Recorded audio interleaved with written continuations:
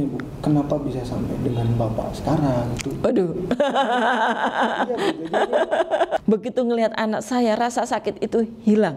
Ya, hari-hari yang diawali dengan hari-hari yang tentunya banyak pelajaran baru ya. Banyak pelajaran baru bagaimana mengasuh anak, bagaimana mendidik.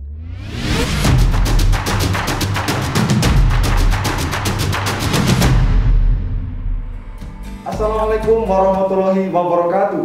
Salam PKTJ. Halo Jakmir PKTJ, sebelumnya izin memperkenalkan diri. Nama Taruna Madya Asnan Safwaji.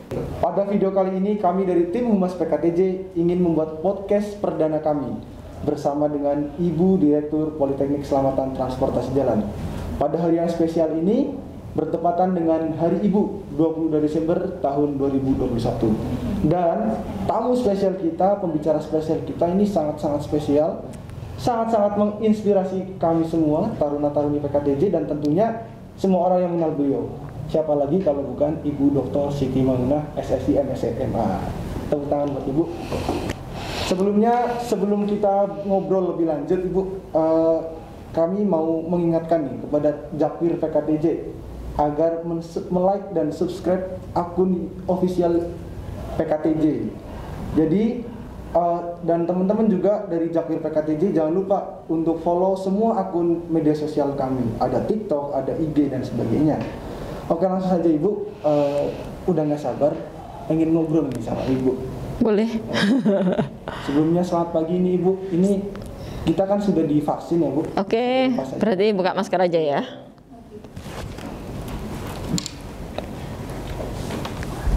Ibu, bagaimana kabarnya Ibu? Alhamdulillah baik dan selalu semangat insya Allah. Semoga selalu sehat ya Ibu. Insya Allah. Mohon izin Ibu, sebelumnya kami dari Humas PKTJ ingin membuat podcast ini Bu. Jadi kaitannya perspektif Ibu terhadap momen Hari Ibu ini. Oke. Kemudian tentunya kan dari teman-teman ini belum pada mengenal Ibu secara lebih dekat, baru mengenal secara profil aja Bu. Sementara di sini nanti kita bakal ulas dari Ibu, perjalanan Ibu sampai bisa karirnya seperti ini tuh bagaimana, nanti kita sampaikan di sini. Oke. Semoga berkenan ya Bu. Insya Allah dijawab yang bisa ya. Kemudian yang pertama ini Bu, kan seperti kita tahu Ibu ini sebagai istri, kemudian sebagai ibu dari 2 anak, apalagi Ibu sekarang ini menjadi direktur dari salah satu institusi pendidikan. Ini bagaimana sih kesibukan Ibu sehari-hari ini apa? Kemudian cara mengatur waktunya itu bagaimana agar semua kegiatan di hari itu bisa selesai Bu? Kesibukan saya sehari-hari tentunya ya mulai diawali dari bangun tidur, pasti di hari itu sudah tersusun suatu agenda yang rapi ya. Hari ini harus mengerjakan apa, itu pasti sudah ada. Jadi kalau misalnya memang kadang-kadang tidak ada agenda yang urgent yang tersusun, biasanya saya akan membuat agenda. Apa yang harus saya lakukan di hari itu, dan itu sudah saya pikir di pagi hari bangun tidur, hari ini saya akan melakukan aktivitas apa. Nah, itu terkait masalah bekerja. Nah, kalau misalnya terkait bagaimana membagi waktu, tentunya di sini karena saya sifatnya mungkin sistemnya LDR ya.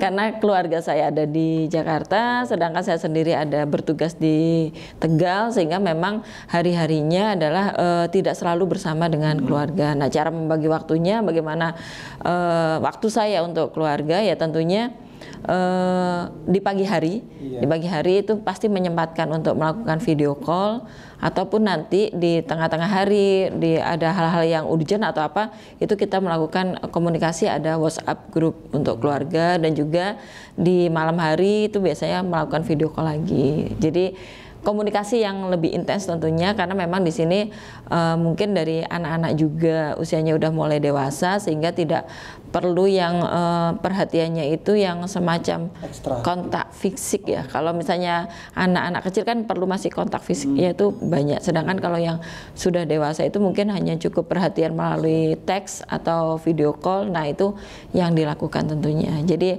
memang aktivitas hari-hariannya fully dedicated ya untuk bekerja, untuk di hari-hari di siang hari, tapi memang tidak melupakan juga tadi untuk memberikan perhatian kepada keluarga tentunya. Jadi selain full dedicated untuk bekerja, keluarga tetap yang utama ya Bu? Keluarga juga tetap harus diperhatikan. Iya Bu. Kemudian untuk weekend ini Bu, untuk weekend dari Ibu sendiri, cara pembagian waktunya bagaimana Bu? Nah, kalau weekend memang saya usahakan libur adalah libur. Saya kalau bekerja, saya berusaha bekerja itu benar-benar sesuai dengan jamnya. Jadi kalau bekerja misalnya mulai jam 8 sampai jam 5 sore. Kalau saya nggak mungkin jam 5 ya, saya seringnya pasti sampai jam 6, jam 7 malam. Itu benar-benar saya lakukan untuk bekerja. Jadi sangat efektif dan efisien, saya lakukan semaksimal mungkin. Dan nanti di hari libur saya tidak mau terganggu dengan pekerjaan. Jadi meskipun saya mungkin ya, kalau tidak ada sesuatu yang urgent, libur-libur. Kecuali ada hal yang urgent, baru memang yang harus dilakukan dengan harus bekerja, ya mau tidak mau. Tapi bagi saya tidak akan berusaha mencari-cari pekerjaan untuk dikerjakan di hari libur. Itu tidak, saya tidak mau itu, karena di hari libur, entah weekend atau tanggal merah, itu adalah waktu untuk keluarga. Jadi fully dedicated untuk keluarga. Iya Bu, jadi tadi kan disampaikan sama Ibu nih, katanya LDR seperti Bu. Kemudian berarti weekend itu pasti berkumpul Bu atau bagaimana? Weekend berkumpul. Pasti berkumpul. Pasti berkumpul. Entah Ibu yang ke sana, entah saya ke sana atau keluarga yang datang ke sini. Iya Bu, jadi terus ada kendala nggak Bu? Apa yang menjadi kendala Ibu dalam menjalankan tugas itu? Kemudian keluarga apakah menjadi kendala atau mungkin pekerjaan menjadi kendala? Sampai sejauh ini saya tidak merasakan ada kendala dalam saya melakukan pekerjaan maupun intinya untuk keluarga ya. Tidak ada kendala yang berarti. Memang di sini ada hal-hal mungkin yang sifatnya kadang-kadang saya merasa ada yang missnya itu, tapi bukan jadi suatu kendala. Missnya itu memang kadang-kadang ya sebagai pada saat kita menentukan pilihan, di situ pasti ada resiko yang harus kita ambil. Sehingga mungkin pada saat saya menentukan sebagai wanita karir, wanita yang bekerja, berarti ada resiko waktu yang berkurang untuk keluarga. Nah itu yang harus diambil, dan di sini akan bisa terlaksana sepanjang seluruh family members itu saling support. Jadi itu tidak akan menjadi suatu hal yang menjadi kendala, karena memang kita saling mendukung apapun yang menjadi keputusan dari masing-masing anggota keluarga itu. Berarti keluarga itu benar menjadi support system dan tempat pulang ya Bu? Betul, support system dan tempat pulang, tempat untuk mencurahkan everything. Siap. Semuanya adalah curahannya tetap kembali ke keluarga. Siap Ibu, betul. Kemudian Ibu, jadi seorang direktur itu kan bukan suatu hal yang mudah ya Bu. Terus tidak semua orang juga itu mampu buat menjadi seperti Ibu sekarang ini. Saya pengen tahu ini Bu, sebenarnya apa sih yang Ibu lakukan di usia kami ini sampai sekarang bisa seperti ini? Pada saat di usia kalian usia 20-an ya? Siap, iya 20-an. Di usia 20-an tentunya saya waktu itu juga sebagai seorang mahasiswi. Seorang mahasiswi yang mempunyai impian yang mungkin impiannya sangat tinggi. Impian yang tentunya semua orang pasti punya mimpi. Kalian saya yakin, kalian juga punya mimpi. Kalau kalian tidak punya mimpi, kalian adalah rugi. Betul. Jadi setiap orang di usia kalian harusnya waktu untuk bermimpi, dan mimpi-mimpi itu adalah mimpi yang harus kalian catat dan harus kalian masukkan ke ke bucket list kalian. Nanti akan kalian conteng, ini mimpi yang sudah tercapai, ini yang belum, dan apa yang harus kalian lakukan. Nah di usia kalian, mimpi saya segudang mimpi. Saya bermimpi ingin sekolah sampai setinggi-tingginya.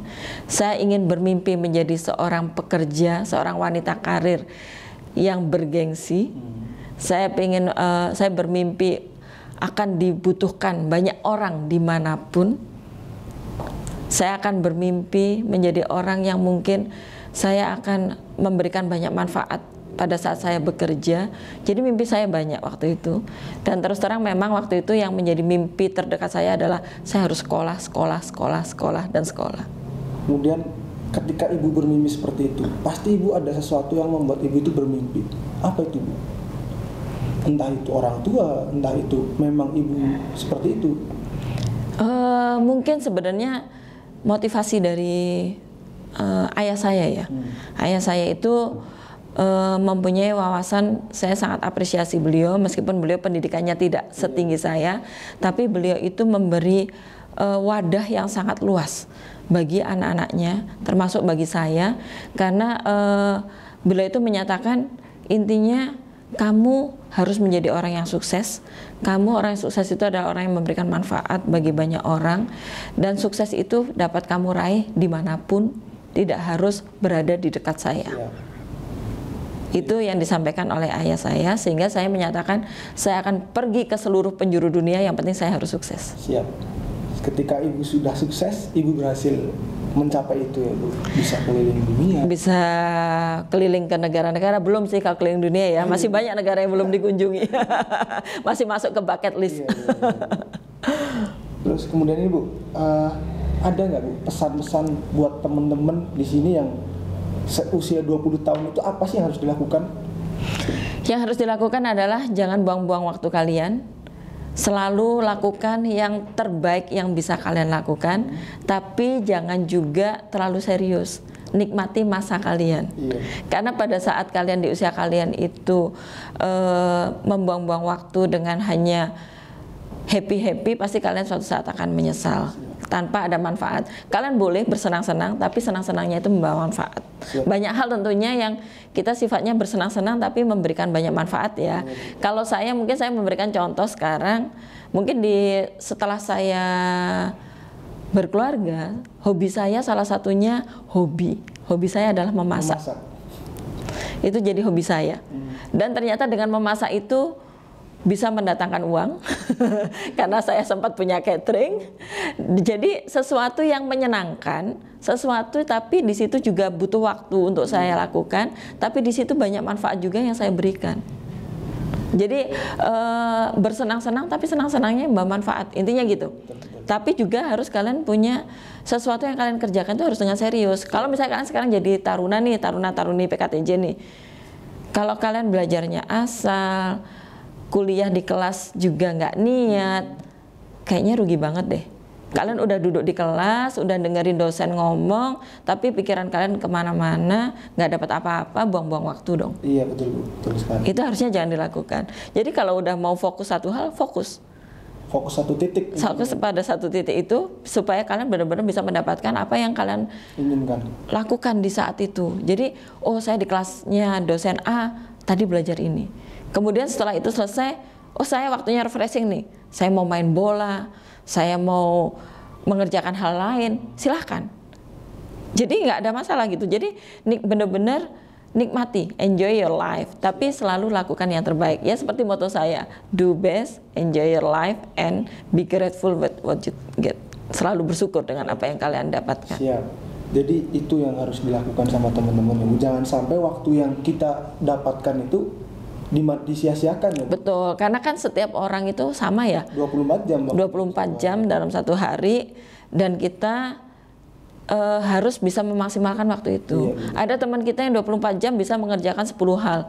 Kenapa kita hanya satu? Siap. Kalau bisa yang lain aja bisa 10, kenapa saya enggak? Ya, nah itu. Tapi ada Bu pepatah katanya, kalau yang lain bisa kenapa harus saya? Itu jangan ditanamkan. Wah jangan dong. Kalau yang lain bisa, saya harus lebih dari dia dong. Gitu. Itu harus dibuang dari pikiran taruna-taruna PKTJ ya Bu. Iya dong. Kemudian ini Bu, tadi kan Ibu menyebutkan juga ya Bu, katanya dorongan dari orang tua. Terus pasti Ibu punya satu cita-cita. Awalnya pengen jadi apa sih sebelum jadi direktur ini Bu? Sebenarnya kalau cita-cita itu tidak ada satu cita-cita yang tertentu ke suatu profesi. Itu saya rasakan sampai saya kuliah. Nanti saya mau jadi profesi apa? Itu tidak ada. Jadi saya hanya merasa yang penting nanti saya lulus, saya akan bekerja di suatu kantor yang sangat bonafit, kantor yang keren, dan saya akan bekerja menjadi seorang pegawai yang terbaik di situ.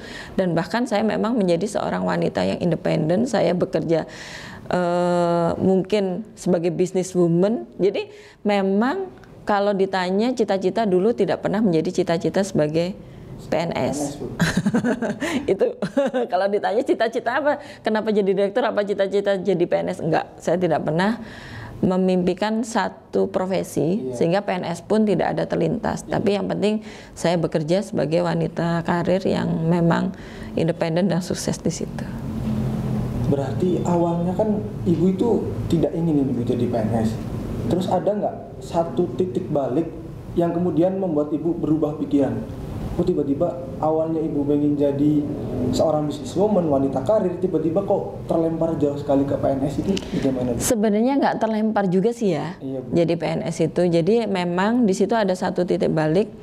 Pada saat itu ada dorongan dari orang tua. Iya. Orang tua saya bilang, "Dok, kalau mau sukses jadi PNS."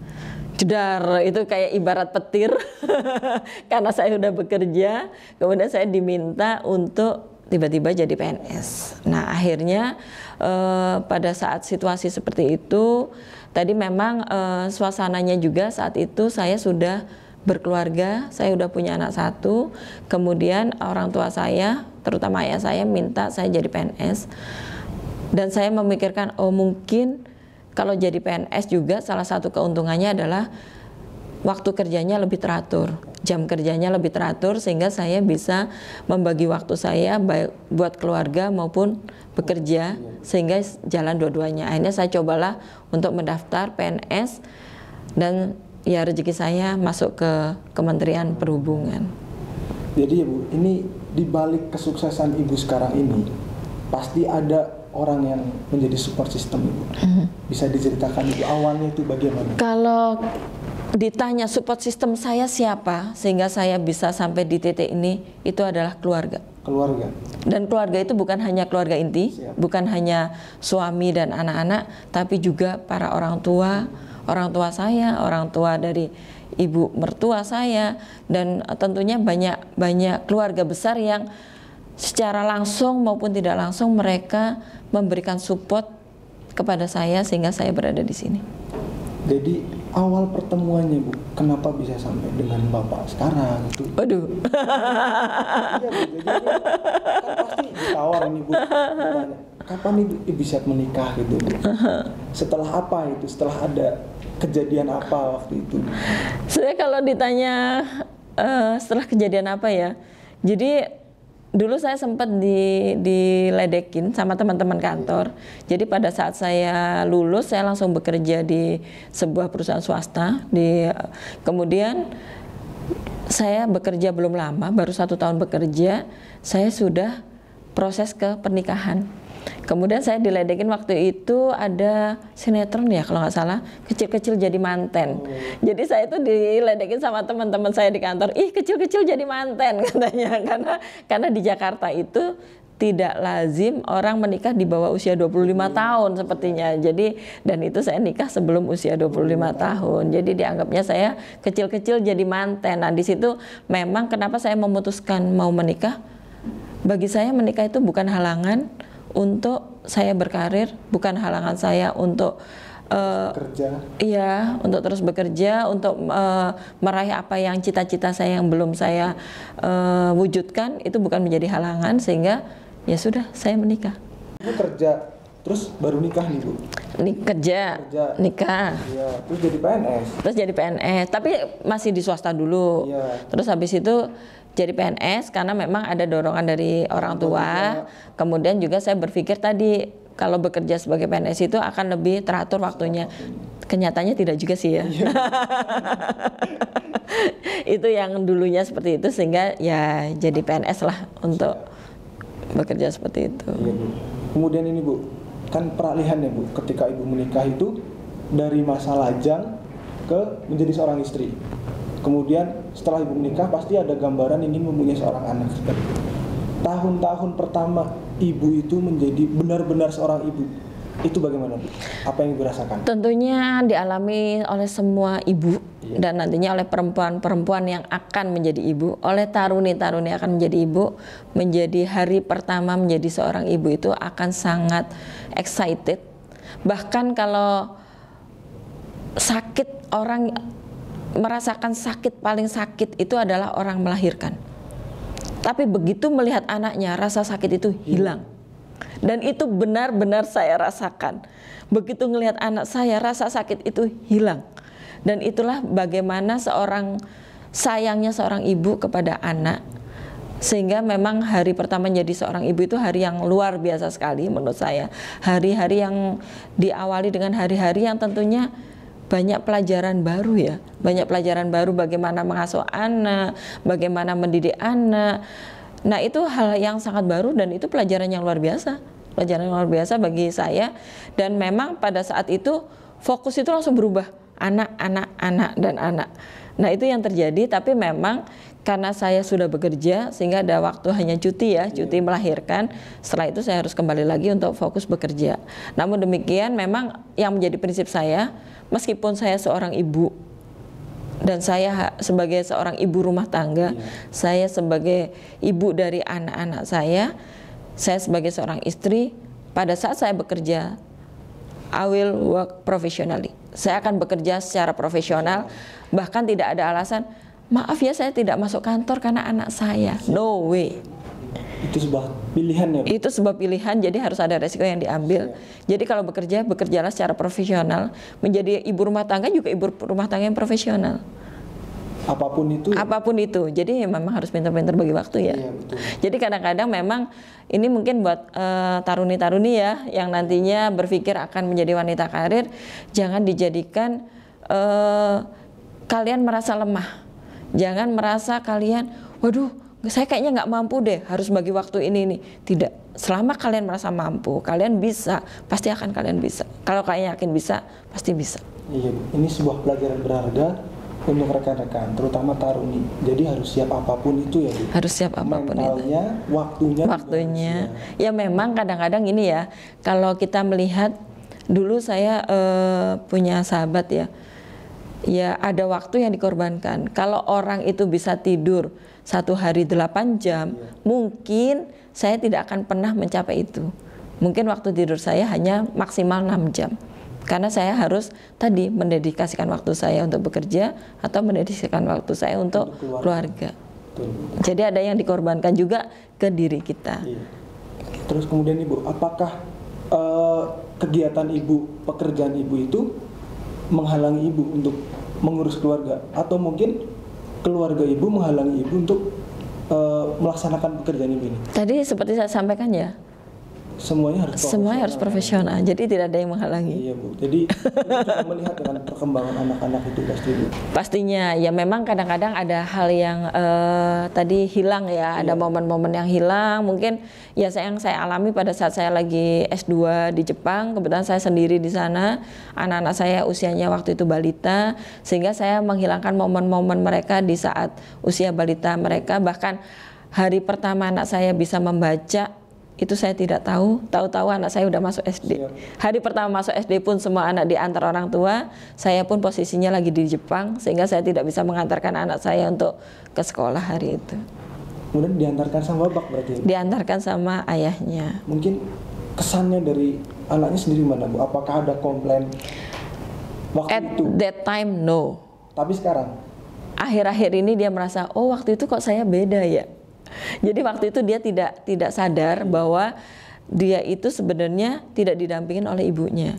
Tapi pada saat akhir-akhir ini begitu dia udah dewasa, dia menyadari itu, oh ternyata waktu itu saya udah dilepas. Di hari pertama sekolah pun saya harus dituntut untuk jadi anak yang mandiri. Karena ibu saya lagi sekolah di Jepang, sedangkan ayah saya harus bekerja. Nah itu yang dirasakan, tapi sampai hari ini pun ya ada keuntungan yang diperoleh, dia menjadi anak yang mandiri, memang dituntut menjadi anak yang mandiri. Siap. Berarti udah ada manfaatnya buat ada manfaat dari kecil. Itu resiko mungkin ya, resiko yang tapi jadi bisa dicari manfaatnya ya gitu. Karena segala sesuatu itu tidak lepas dari kemanfaatan pasti. Betul.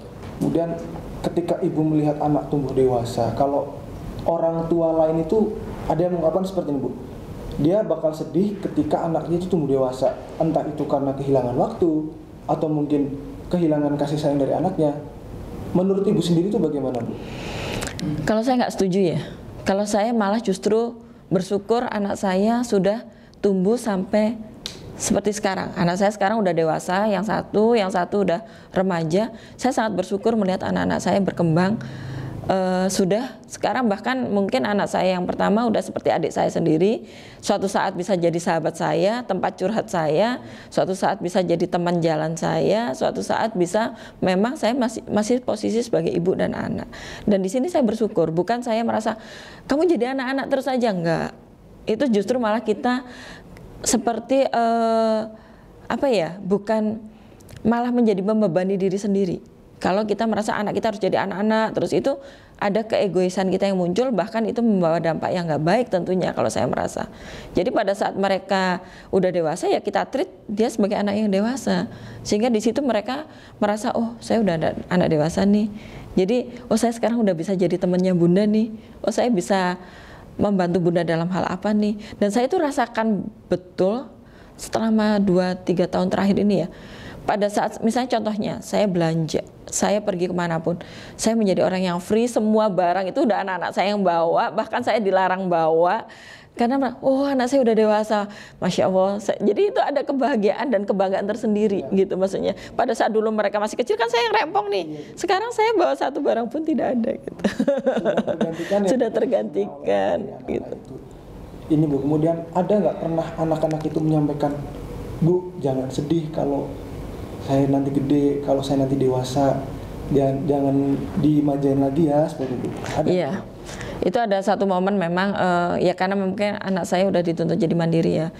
Anak saya menyampaikan, Bunda, kalau nanti kita, maksudnya anak saya dua-duanya itu sudah menikah, sudah mereka lepas, jadi ya berarti tanggung jawab Bunda udah selesai. Bunda nikmati masa-masa Bunda, jangan terus memikirkan kita anak-anaknya, karena itu udah waktunya Bunda untuk menikmati waktunya gitu. Siap. Sudah berpikir ke situ. Sudah pernah bicara seperti itu yang membuat saya menitikkan air mata. Ibu yang sukses mendidik anaknya ini Bu. Amin, mudah-mudahan ya. Masih proses soalnya. Ini Bu, dengan perkembangan anak Ibu menjadi dewasa, ini pasti Ibu punya harapan. Entah itu kepada anak sendiri, kepada kami taruna-taruni PKTJ, ataupun kepada pegawai-pegawai dari lingkungan PKTJ ini. Harapannya Ibu itu apa? Harapannya ya tentunya kalau saya diposisikan sebagai seorang ibu itu akan merasa sukses kalau anak-anaknya sukses. Jadi saya sekarang mungkin orang melihat saya sukses, ya patut saya syukuri, be grateful with what you get. Saya menyukuri apa yang saya dapatkan. Tapi saya akan merasa lebih sukses lagi kalau anak-anak saya, anak-anak kandung saya, anak-anak didik saya jauh lebih sukses daripada saya. Iya betul Bu. Jadi kesuksesan orang tua itu tergantung dari kesuksesan anaknya. Betul. Kebahagiaan orang tua juga tergantung dari kebahagiaan anak-anaknya. Orang tua akan bahagia kalau anak-anaknya bahagia. Kemudian berkaitan dengan ini Bu, Tanggal 22 Desember ini sebagai hari Ibu, pasti ini kan hari spesial ya Bu. Hari yang sempurna, hari yang bagus menurut Ibu itu apa sih? Apakah ketika Ibu berhasil menyelesaikan tugas atau apa Bu? Hari yang sempurna itu adalah hari di mana kita bisa memberikan manfaat bagi banyak orang. Di hari kita bisa, kehadiran kita ditunggu-tunggu orang, kehadiran kita dinanti-nantikan, kehadiran kita di situ bisa memberikan sesuatu yang mungkin memberikan memang tadi manfaat bagi siapapun yang ada di sekeliling kita. Itu adalah hari-hari yang sempurna. Siap. Berarti manfaat bagi orang lain itu adalah hari yang sempurna bagi Betul. Ibu. Ketika Ibu mengajar ataupun Ibu memberikan motivasi dan yang lain-lain, itu bagi orang yang merasakan dampaknya dan mau melakukan apa yang saya sampaikan, berarti ada ucapan yang saya sampaikan untuk memberikan manfaat. Itulah saya merasa bahagia di situ. Hari-hari yang sempurna bagi saya. Iya Bu. Sebanyak apapun pekerjaan, yang penting memberikan kebermanfaatan. Betul. Itu. Kemudian ini Bu, cita-cita Ibu, cita-cita ketika tumbuh dewasa itu apa sih Bu? Jadi kayak dulu kan Ibu mungkin cita-cita ini, kemudian cita-cita Ibu saat ini setelah menjadi direktur itu apa? Waduh, cita-cita saya. Oh berarti saya harus lebih Tentunya ya, masing-masing orang itu masih cita-cita tidak akan pernah berhenti. Saya selalu bilang gantungkan cita-cita kalian setinggi langit, kalau jatuh masih di antara awan-awan. Ada satu hal yang menjadi cita-cita saya. Tadi saya bercita-cita mungkin tadi saya ingin kehadiran saya dinanti-nantikan orang. Kehadiran saya di situ akan bisa memberikan inspirasi pada banyak orang. Saya bercita-cita ingin menjadi seorang, mungkin kalau dari dedikasi secara gelar itu profesor ya. Profesor, kemudian saya punya brand image. Kalau mau bicara bicara masalah keselamatan transportasi, tanya ke Bu Mai. Siap. Dan pada saat ada speakers everywhere, all of the world, yang menjadi speaker adalah Bu Mai. Dan saya akan keliling dunia, tapi saya keliling dunia di situ selain tentunya saya menikmati keliling dunianya, tapi saya juga bisa menjadi speaker, menjadi di acara seminar-seminar, saya bisa mengamalkan ilmu saya. Nah, itulah cita-cita saya, kayaknya itu hidup saya akan sangat nikmat sekali. Bahagia sekali. Terakhir ini Bu, ada pesan dan kesan terkait dengan 20 Desember ini sebagai Hari Ibu. Pesan dan kesannya tentunya di Hari Ibu, sebenarnya tiap hari adalah Hari Ibu ya, tapi memang di tanggal 22 Desember itu adalah hari yang didedikasikan sebagai Hari Ibu. Ya, kita bisa mengekspresikan rasa sayang, rasa cinta kita secara langsung kepada ibu-ibu kita, dan tentunya di situ sebagai seorang ibu juga kita akan berusaha untuk menjadi ibu yang terbaik di Hari Ibu itu. Jadi memang hari-hariannya sudah ada, tapi itu adalah momen-momen yang mungkin kita bisa mengekspresikan tadi, mengekspresikan rasa cinta, bentuk cinta kita kepada para ibu, pada orang tua terutama. Berarti sebuah ekspresi yang tidak dapat kita ungkapkan setiap hari seperti itu. Betul. Jadi terima kasih Bu, ini luar biasa sekali perbincangan kita dengan Ibu hari ini. Ini benar-benar memberikan motivasi Bu buat kami. Semoga ya, amin. Iya, amin. Dengan ibu yang ibu direktur kita yang seperti ini, tentunya kita harus bisa lebih dong dari ibu. Amin, harus dong, harus lebih dari saya ya. Dan ini jangan sampai menjadi beban atau jadi kita insecure, ibu bisa sukses seperti itu, apakah saya bisa? Tentu kita pasti. Tentu bisa, betul. Dan kasih sayang orang tua itu tidak akan tergantikan oleh apapun. Tidak akan tergantikan oleh apapun. Sebesar apapun yang kalian berikan, materi, non materi kepada orang tua, itu tidak akan pernah tergantikan, tidak akan pernah terbayarkan kasih sayang yang diberikan oleh orang tua kalian kepada kalian. Dan kalian mungkin sekarang belum merasa ya, bagi yang masih belum menjadi orang tua, kalian akan merasakan itu pada saat kalian sudah menjadi orang tua, bahwa oh sebesar ini pengorbanan seorang orang tua itu, sehingga pas disitulah momen dimana kalian akan berusaha memberikan yang terbaik buat orang tua kalian. Siap. Terima kasih Ibu, pelajaran yang sangat berharga. Semoga Ibu dilimpahkan selalu, kesuksesan selalu, amin, karirnya selalu dilimpahkan amin, berkah. Amin. Terima kasih Ibu atas sama-sama, Safru. Baik, untuk Bak Jakmir PKTJ, sekian dari podcast kita kali ini. Semoga menghibur dan memberikan kebermanfaatan untuk kita semua. Karena hari yang sempurna adalah hari di mana kita mampu memberikan kebermanfaatan kepada orang lain. Sekian dari kami. Wassalamualaikum warahmatullahi wabarakatuh. Waalaikumsalam warahmatullahi wabarakatuh. Salam PKTJ. Salam PKTJ.